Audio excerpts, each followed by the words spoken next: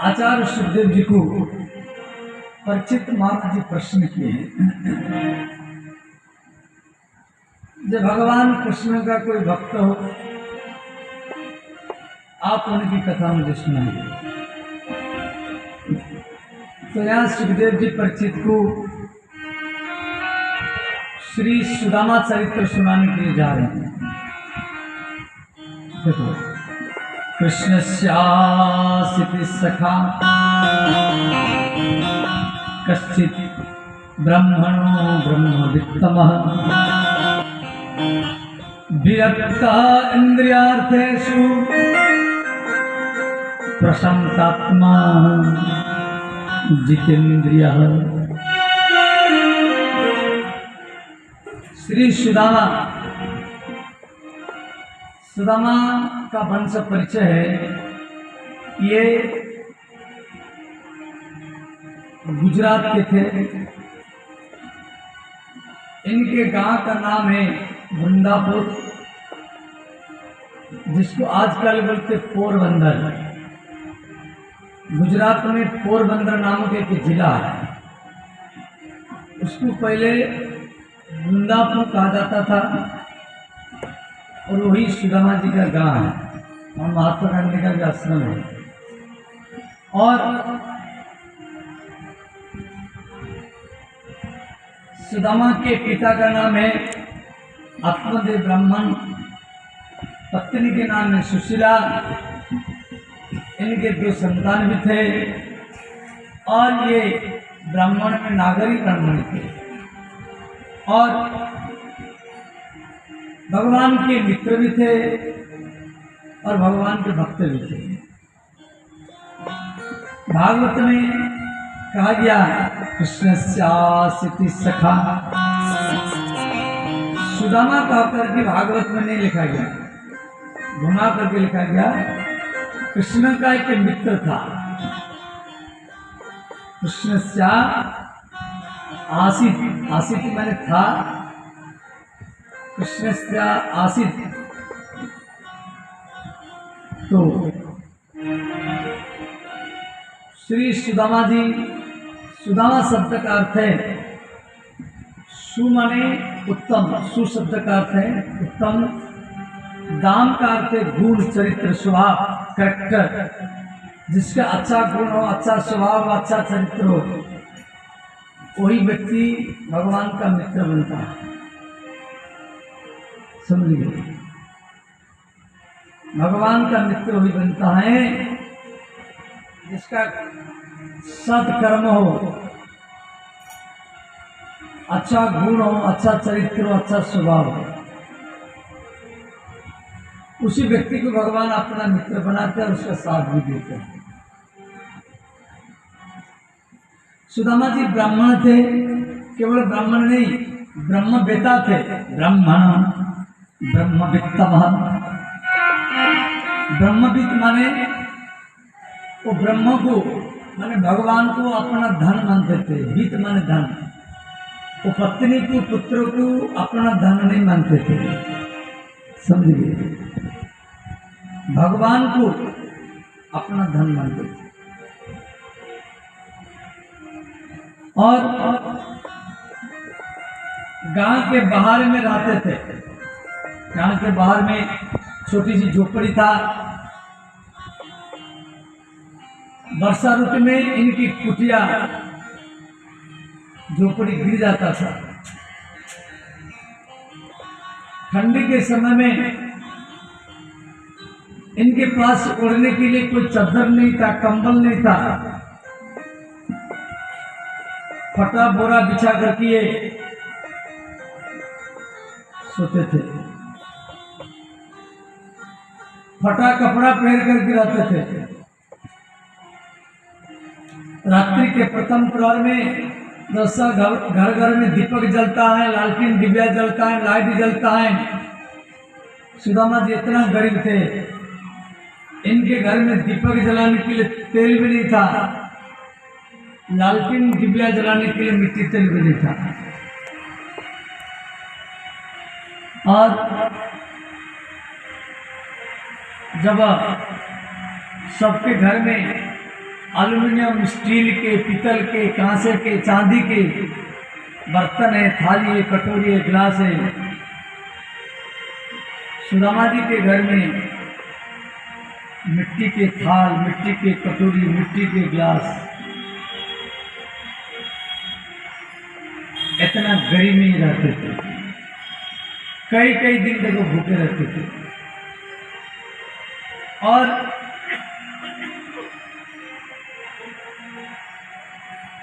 इतना गरीब में रहने पर भी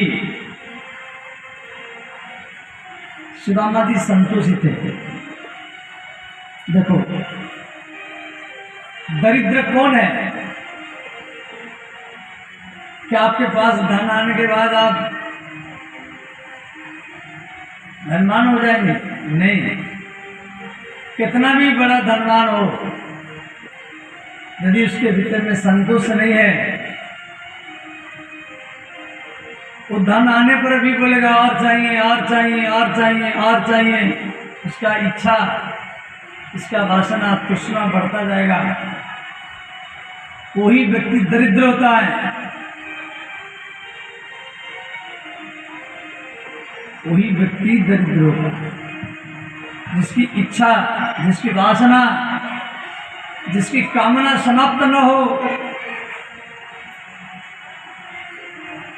कितना बड़ा करोड़ों करोड़ों लाखों करोड़ों अरबपति हो जाए, यदि उसकी इच्छा घट नहीं रहा है, वासना घट नहीं रहा है, तो वही सच्चा दरिद्र होता है।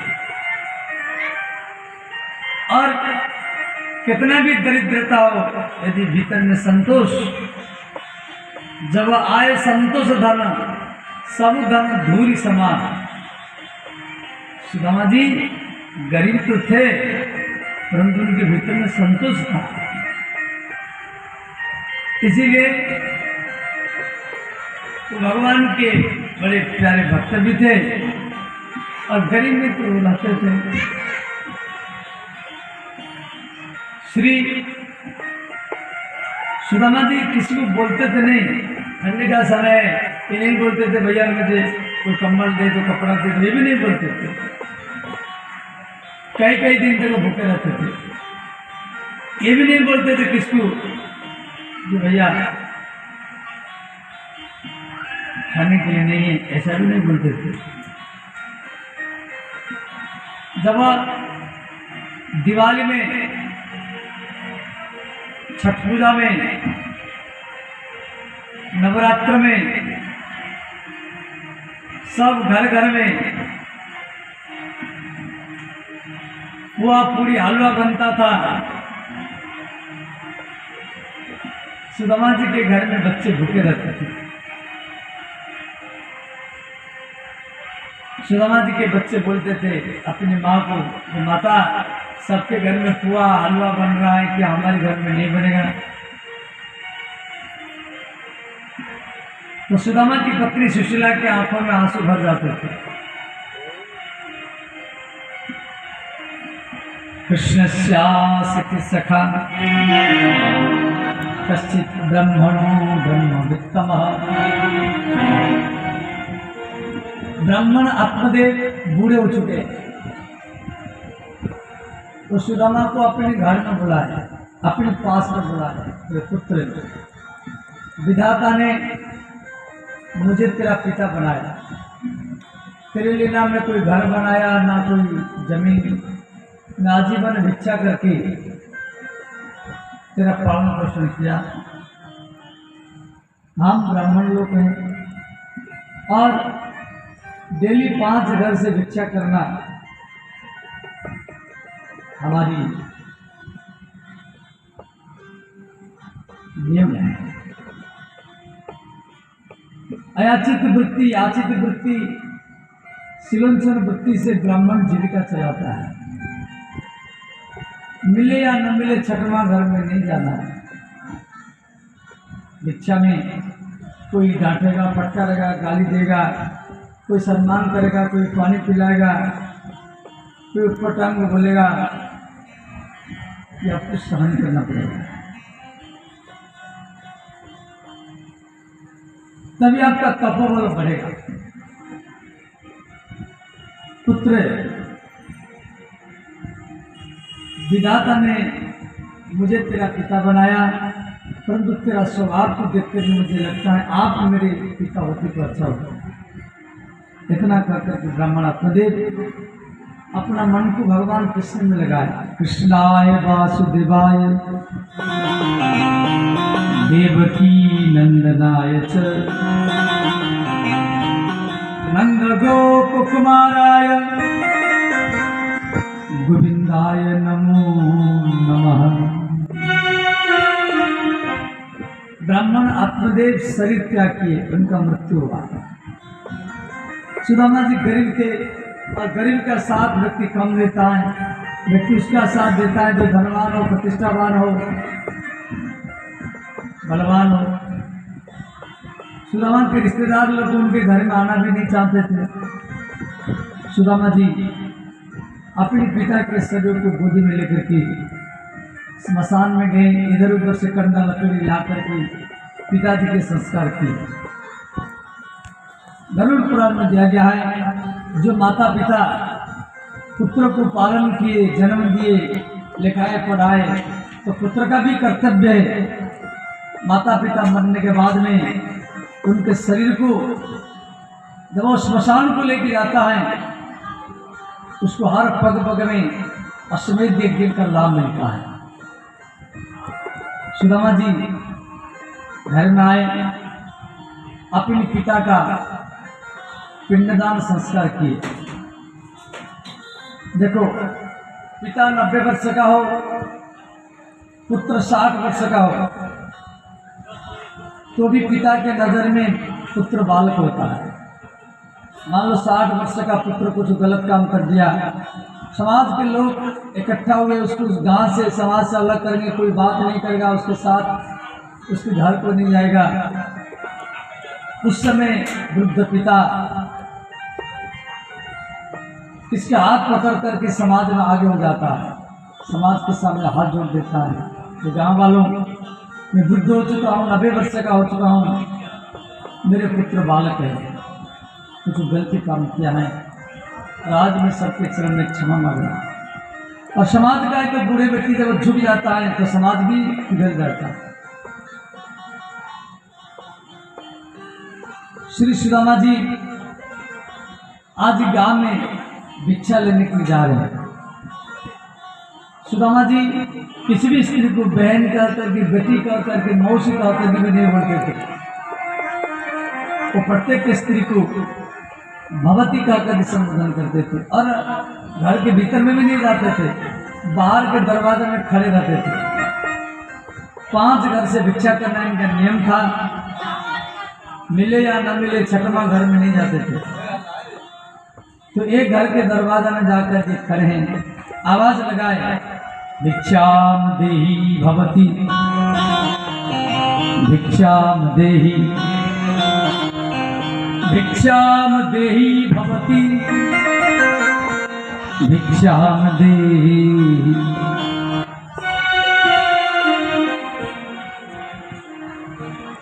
सुदामा जी आवाज लगाए कि अन्नपूर्णा है महालक्ष्मी, हे भवती, आपके गांव का ब्राह्मण सुदामा आपके दरवाजे में खड़ा है, एक मुट्ठी भिक्षा लेने के लिए।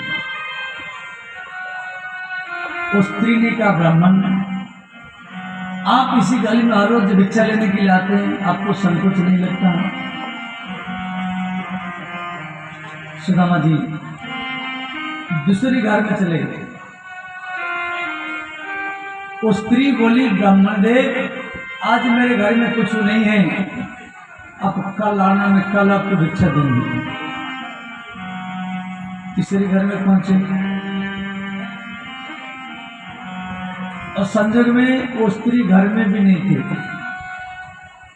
चौथा घर में पहुंचे, वो स्त्री अपने बालक को भेज करके मना कर दी।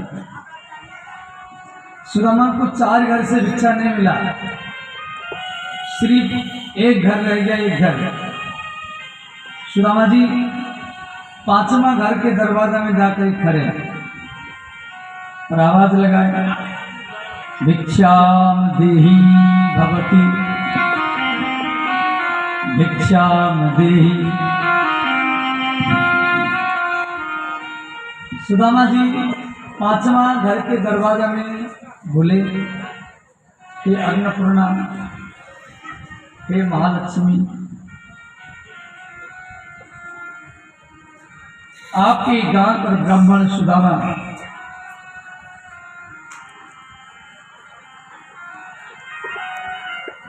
पांच घर से भिक्षा करना ये मेरा नियम है, और 4 घर से मुझे भिक्षा नहीं मिला है, ये मेरा अंतिम घर है। यदि आप मेरे झोली में एक मुट्ठी भिक्षा डालेंगे तो आज ब्राह्मण के घर में रसोई होगा। उस स्त्री ने क्या की, किवाड़ बंद कर दी। सुदामा जी अपने घर को ओर जा रहे हैं। उधर द्वारिका में भगवान कृष्ण उदास में बैठे। देवी रुक्मिणी भगवान कृष्ण को प्रश्न करती हैं कि नाथ, आप इतना उदास क्यों हैं? भगवान रुक्मिणी को बोले, देवी, मेरा एक भक्त है और मेरा मित्र भी है। हम दोनों गुरुकुल में एक साथ में पढ़ते थे। गुरु संदीपनी के विद्यालय में उज्जैनी नगर में पढ़ते थे। और मेरा मित्र इतना मेधावी है, गुरुजी कोई भी प्रश्न करते थे, मेरा मित्र सुदामा पहले हाथ उठा करके वो प्रश्न का उत्तर करता था।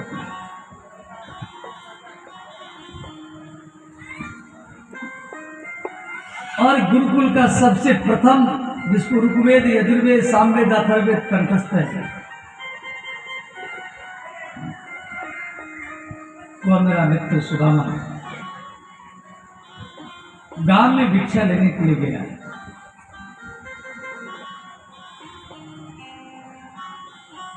उसकी झोली खाली है। रुक्मिणी बोली, भगवान उसकी झोली खाली है। भगवान बोले, देवी, झोली तो खाली है, सबसे बड़ा सोचने की बात यह है, उसकी जो पत्नी है सुशीला, वो घर में चूल्हा में हांडिया में जल गर्म करके बैठी है। वो अपनी पति का इंतजार कर रही हैं। मेरे पति भिक्षा लेने के लिए गए हैं, चावल लाएंगे, मैं केवल चावल डालूंगी, भात बनेगा, भोग लगेगा। तो बार बार पति का याद कर रहे। कृष्ण रुक्मिणी इस प्रकार बात कर रहे हैं, और उधर सुदामा जी अपने घर में पहुंच गए। सुदामा की पत्नी सुशीला देखा, झोली में एक भी चावल नहीं है। सुशीला आग बुझा दिया, हांडिया को उठा करके रख दिया। दोनों बच्चे बोले, माता, तू रसोई कर रही थी, आग क्यों बुझाया? सुशीला ने कहा, पुत्र, तेरे पिता का झोली आज खाली है, झोली में एक भी चावल नहीं है।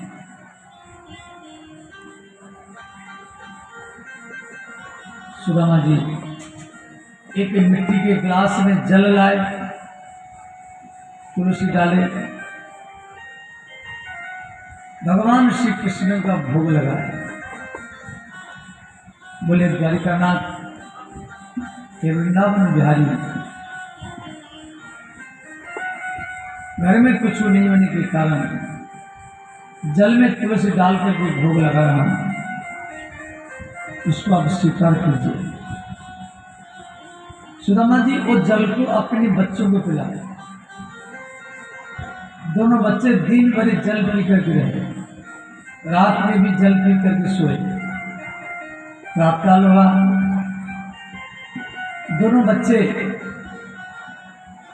खेलने के लिए जाते हैं तो एक पड़ोसी घर की स्त्री अपने बच्चा को गैया का दूध पिला रही थी। दोनों बच्चे सुशीला के पास आए, बोले माता हमको दूध चाहिए। सुशीला एक पड़ोसी घर में गई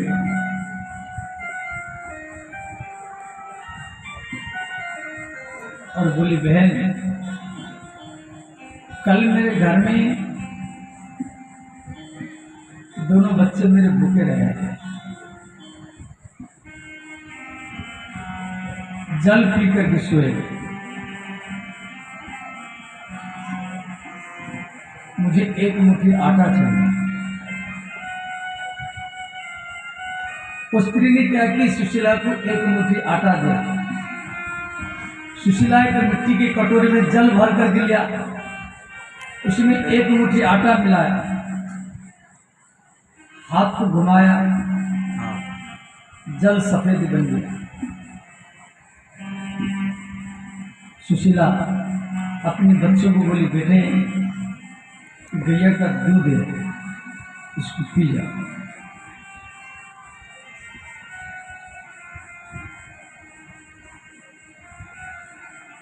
सुदामा जी इतना गरीब में रहते थे। सोचा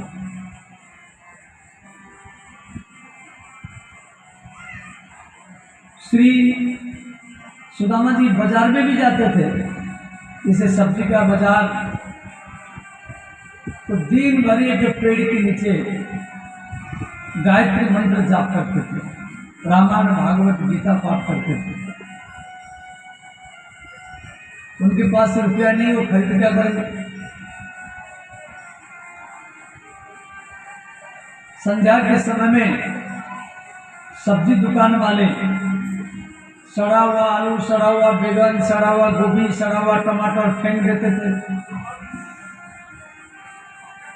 सुदामा जी झोली में उन सड़े हुए सब्जियों को, सड़ा हुआ आलू टमाटर बैगनों को अपने झोली में इकट्ठा करते थे। किसी दुकान वाला का मन में जो दया आती थी, और आखिर में मेरा गांव का ब्राह्मण है,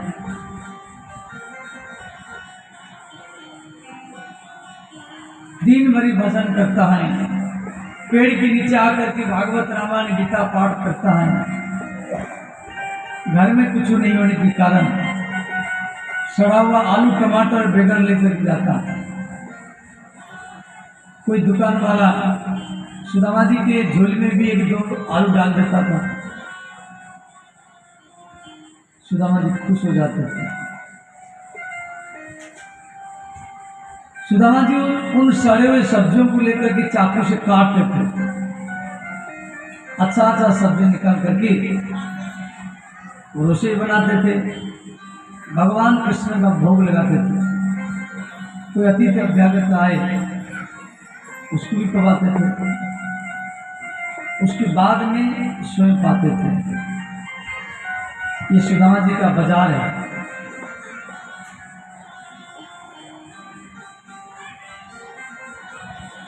सुदामा जी के खेती क्या है? सुदामा जी के पास कोई खेत है नहीं है। गांव के लोग, किसान लोग जो धान की खेती, गेहूं की खेती, मकई की खेती, जो धान गेहूं मकई काट कर पिलाते थे, तो सुदामा जी उनके खेत में जो पड़ा रहता था, जिसको भागवत में कहा गया शिला, परंतु बिहार की भाषा में बोलते लोढ़ा, वो लोढ़ा इकट्ठा करते थे। कि किसान मन में सोचा कि खेत जुताई करते से बहुत कीड़ा मकोड़ा जिया मर जाते हैं, किसान खेत से कुछ भी अनाज लाए, किसी ब्राह्मण को या मंदिर में साधु सन्यासी को थोड़ा सा दान करना चाहिए, इससे उसका धन और ज़्यादा बढ़ता है और उन अपराध से बच जाता है।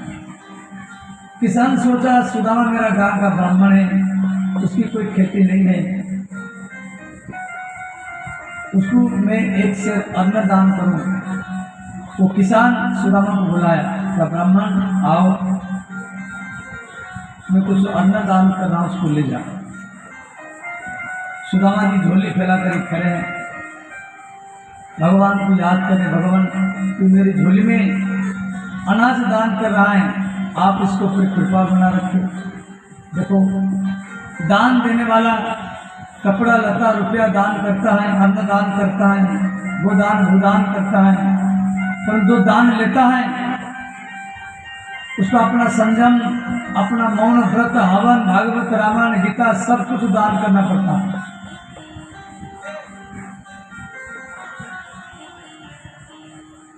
हम किसी साधु संत या ब्राह्मण को भोजन क्यों कराते हैं? आपके दिए हुए भोजन किसी साधु संत ब्राह्मण के शरीर में जाकर के वो रक्त बनता है, खून बनता है,